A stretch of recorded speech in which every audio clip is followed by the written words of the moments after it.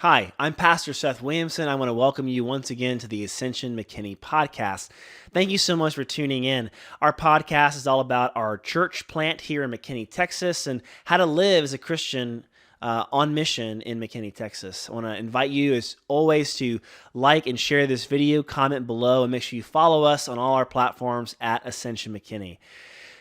Today, we're going to be continuing our study through the book of Mark. Last week, we talked about how Jesus is really inviting us into an adventure of discipleship, how being a disciple is not just this sort of casual thing we do, but is a real challenge, and how it's actually a good thing for our lives and our faith.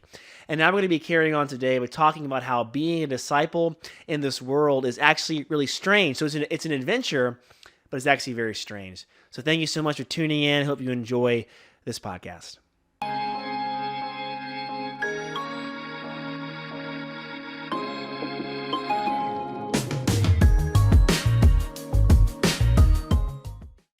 When I was a kid, I wanted to go on an adventure, right? Similar to the adventure of discipleship. But I was just a little boy, I don't know, maybe 4 years old.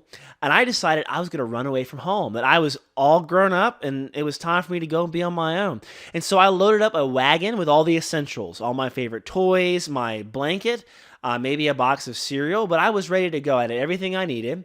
And I began to walk down with this wagon down the long driveway of our house. We live way out in the country. We have this long driveway.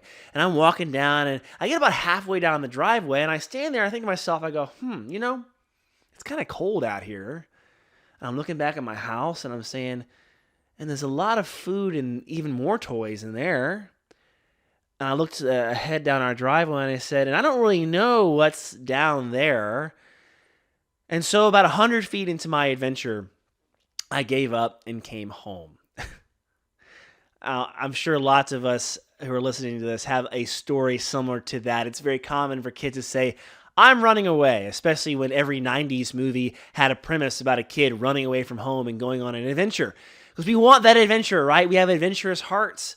And yet when we face opposition, when the journey gets hard, so many people give up and go home. That's why so many small businesses fail. Not because the idea isn't good or the money's not there, but because when things get tough, the idea of having your own bakery was a lot more fun than actually filing taxes or waking up at 4 a.m. to go in and bake cookies.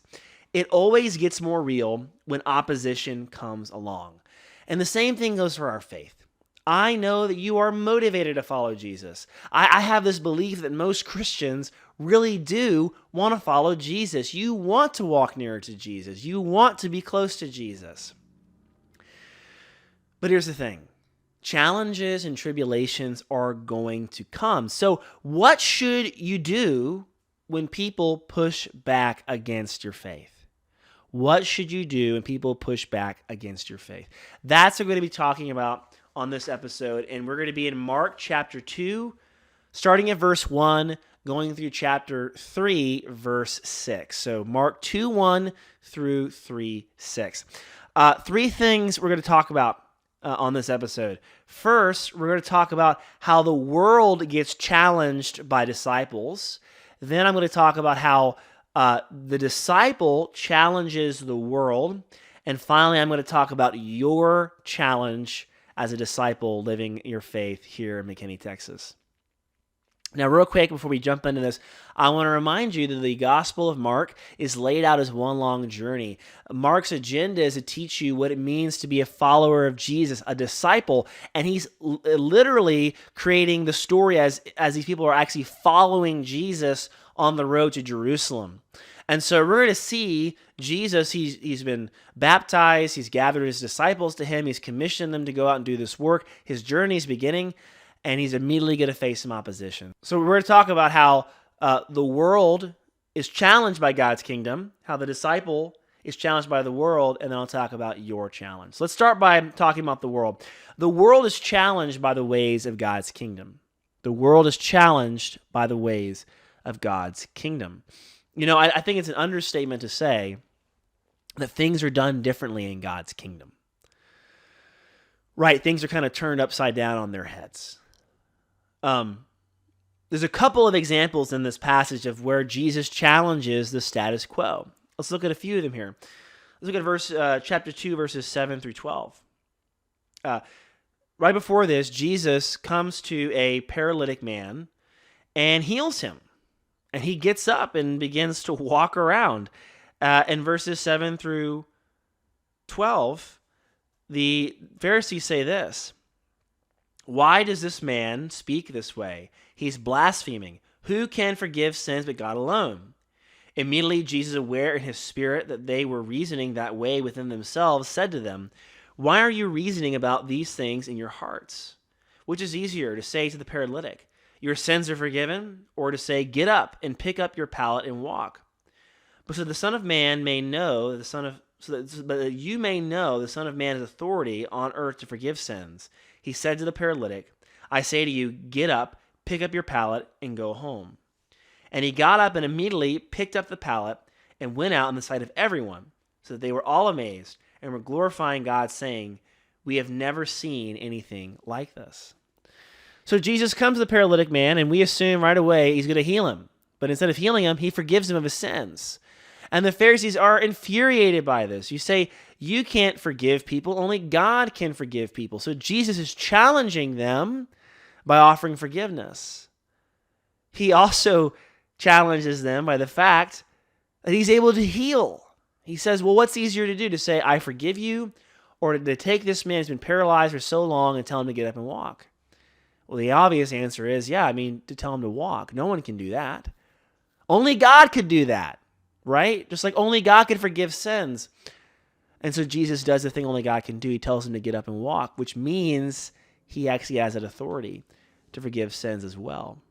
He challenged the scribes by offering forgiveness to sinners. How else does Jesus challenge people around him? Let's look at verses 13 through 17. "And he went out again by the seashore, and all the people were coming to him, and he was teaching them.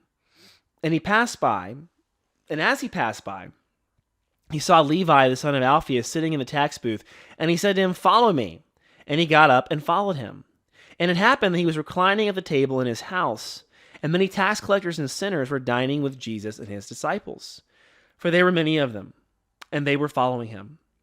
When the scribes of the Pharisees saw that he was eating with the sinners and tax collectors, they said to his disciples, 'Why is he eating and drinking with tax collectors and sinners?' And hearing this, Jesus said to them, 'It is not those who are healthy who need a physician, but those who are sick. I did not come to call the righteous, but sinners.'" So once again, Jesus is challenging the Pharisees, because the Pharisees didn't associate with sinners and tax collectors. Why? Was this sort of a class thing? Was this sort of a I'm a self-righteous person thing? I think ultimately it comes down to this, was that the Pharisees were like the religious police. Their job in society was to keep Israel from sinning so badly that they went back into exile. They were trying to prevent another Babylonian exile and siege, which was really, really bad, by the way. And so they tried to break the law down into really easy applications for the average person to follow so that they didn't go back in exile. So they saw Jesus literally threatening the entire nation of Israel. They viewed this man as a grave threat because he was encouraging people to break the rules that they had given people to keep them away from exile. So why didn't they associate with these people, with these sinners and tax collectors, the prostitutes, the thieves, the tax collectors who were both traitors to Israel as well as liars and cheats? Well, because by associating with them, they might become ritually unclean as well. And so it was sort of a self-righteous attitude. We have to protect Israel, and you people are a threat to it. And we're not going to associate with you because we don't want to become unclean. And so Jesus, however, came to them and he said, listen, the people who are well, the people who are not sinning, don't need me. But the people who are lost in their sins, they're the ones who need me. And he was challenging them, pushing back, saying, wouldn't it be better to spend your time as a religious teacher among those who are not obeying you, as opposed to those who listen to you and clap for everything you say? Jesus was challenging them in his choice of friends. He also challenged them because of the authority that he claimed to have. Verses 23 through 27. And it happened that he was passing through the grain fields on the Sabbath, and his disciples began to make their way along while picking the heads of grain. The Pharisees were saying to him, "Look, why are they doing what is not lawful on the Sabbath?" And he said to them, "Have you never read what David did when he was in need, and he and his companions become hungry? How he entered the house of God in the time of Abiathar the high priest, and ate the consecrated bread, which is not lawful for anyone to eat except the priests. And he also gave it to those who were with him." Jesus said to them, "The Sabbath was made for man, and not man for the Sabbath. So the Son of Man is Lord even of the Sabbath." So Jesus right there is claiming he's the Lord of the Sabbath, that he actually is the one who gave this law. And therefore, he's the only one who has the right to interpret it. The Pharisees had misinterpreted the law, and Jesus had rightly interpreted it and applied it to his disciples who were just running their hands along the grain and plucking up some cereal to eat while they were hungry on the Sabbath. Jesus knew that these laws were there to serve us for our good, not so that we can serve the laws. He said, "I am the Lord even of the Sabbath." That's a huge claim from Jesus Christ. So he was challenging the way the world worked. And as a result, he pushed a lot of buttons. Now here's the deal. If you truly live your faith, then you're going to end up pushing buttons, just like Jesus did. I heard of someone recently, their daughter is in a travel volleyball team, and there's a big tournament coming up, and they wanted to come to a weekday evening church service. And so they informed the coach that their daughter would not be there because their family was going to go to church. And the coach said, "That's fine. Yeah, you guys enjoy church, but it sure would be a shame if you guys drove all the way out to Louisiana and she didn't get to play." Basically, the coach was threatening them, saying, "Listen, if you're not going to show up for my practice because you want to go to church, that's whatever. I'm not going to put your kid in the game." I mean, that right there is an example of pushing buttons. When you prioritize church and your faith over sports or work in this area, people are going to get upset with you. They're going to say, "How dare you question our way of life here? How dare you question the way we do things? I'm going to retaliate against you." Now, I do want to say something here really quickly because I do think some folks get this wrong. Some folks love the martyr complex. They love being viewed as a martyr. And they walk around and they go, I can't talk to this person in this anymore, or that person is not talking to me anymore because you know why? It's because of my faith. And it's not because of their faith. It's because they're a jerk. So if you're being a jerk in the name of Jesus, you're actually taking God's name in vain. You're not being a martyr. You're just being a jerk. And so if people are not talking to you or they're pushing back against you because you're being a jerk, it's not the same thing that Jesus did, right? This is standing your ground and sort of questioning the way the world works as you live for God's kingdom, and one is living for your own way, right? Because ultimately, what Jesus did was he brought a new way of life that implicated the world's way as wrong. And that's the thing, right? If you're living according to Jesus, you are implicitly saying that the way that everyone else is living is not right. Look at verses 21 and 22. Jesus said, "And no one sews a patch of unshrunk cloth on an old garment. Otherwise, the patch pulls away from it, the new from the old, and a worse tear results. No one puts new wine into old wineskins. Otherwise, the wine will burst the skins, and the wine is lost, and the skins as well. But one puts new wine into fresh wineskins." What Jesus is saying is this: you can't blend the old and the new. The ways of the world are passing away. Those are the old ways. Those are the sinful ways. The kingdom is actually the new way. And so you can say, well, maybe I can just mix these two things together. But here's the thing. If you try to blend the world and the kingdom, both end up being destroyed. Both are not able to fully be experienced in this life. So when you live for Jesus, you are indeed implicating the world's way is wrong. So the world is challenged by the ways of God's kingdom, but guess what? The disciple is also challenged by the world. The world is going to constantly push back against you. I mean, we look at this, right? Look at all the things that happen in this passage. The world's going to accuse the disciple of actually being the bad guy in the story. Jesus was called a blasphemer, even though he is the very Son of God. Jesus was accused of being impure, even though he was the spotless lamb. Jesus and his disciples were called irreverent, even though they are living holy lives. And the disciples were seen as disrespectful, even though they were perfectly submissive to their Lord Jesus Christ and God the Father. It's completely backwards.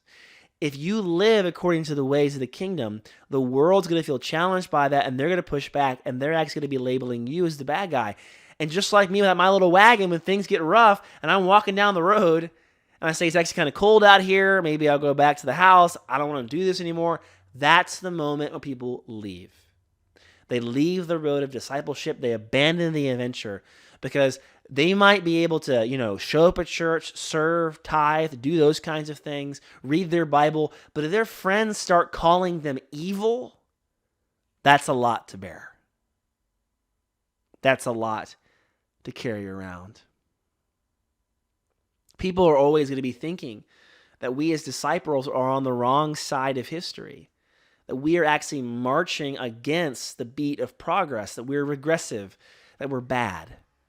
Even though we know that in the end, Jesus has the last word. And it is so tempting to just sort of do what Jesus said not to do, which is put that new patch on that old cloth, or to put that new wine into old wineskins, to try to blend the world in your faith so you can try to please everybody, so you can follow Jesus and also not be viewed as the bad guy. But that's just not possible.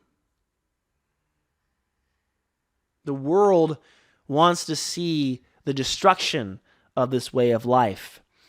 Chapter 3, verse 6 says this: the Pharisees went out and immediately began conspiring with the Herodians against Jesus as to how they might destroy him. We're 3 chapters into the story, and all of a sudden, already, they want Jesus dead. The world is constantly conspiring together. How can we get rid of Christianity? How can we get rid of the church? Or how can we make the church so docile and so private and so personalized that it poses no threat to anyone's way of life or anyone's power? It's so tempting to want to just say, well, I don't want to be destroyed. Maybe I'll try to put this new wine into old wineskins. But here's why we can't do that. Let me encourage you in this. If all we're offering the world is the same thing they're already getting, we are not offering them any kind of hope. People go to concerts, they go to coffee shops, they go to work, they have financial investors, they have all this stuff. And if all we're doing is offering a version of that with a little cross painted on it, we're not offering anybody anything new.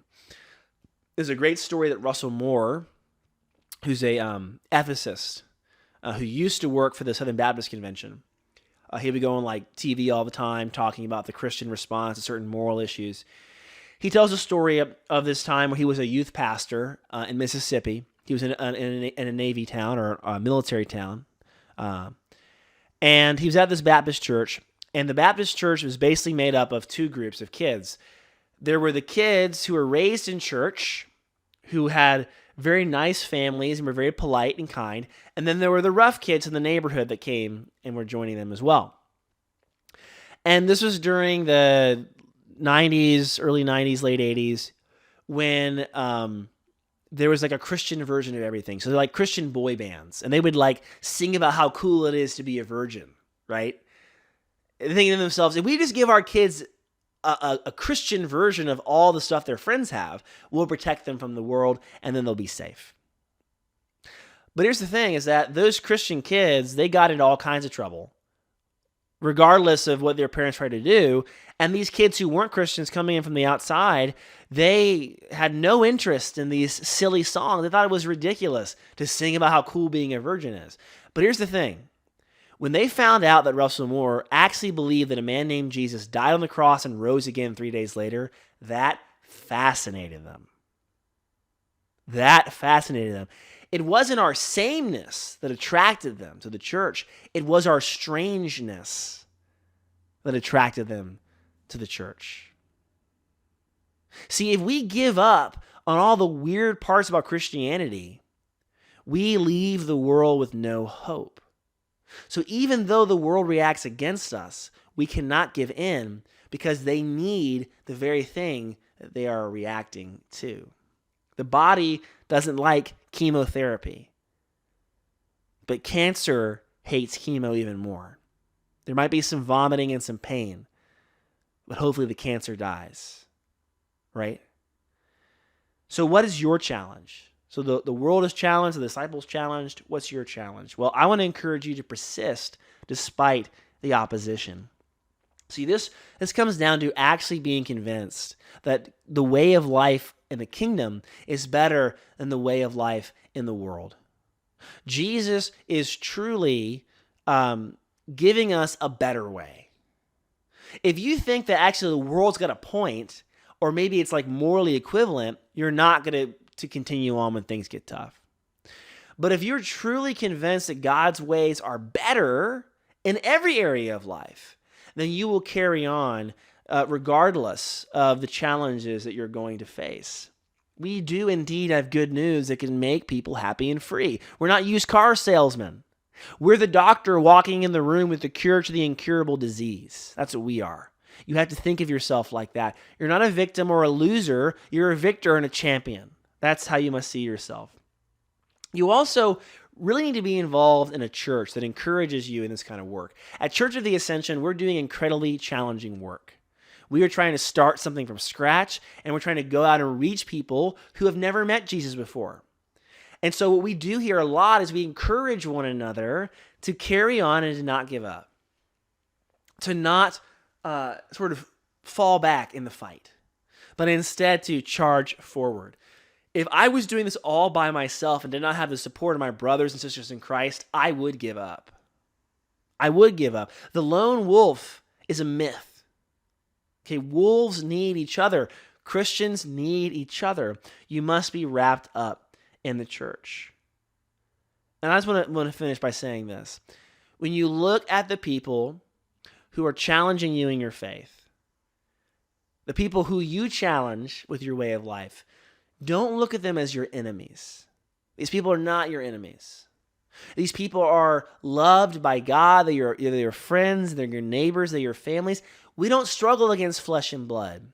We struggle against the devil and against sin and against the forces of this world that stand against Christ. But that person who thinks you're bad for being a Christian, they're not your enemy. They are a hostage of the devil. And we know the gates of hell will not prevail against us as we go to rescue them from sin in the grave. So persist, even in the face of opposition.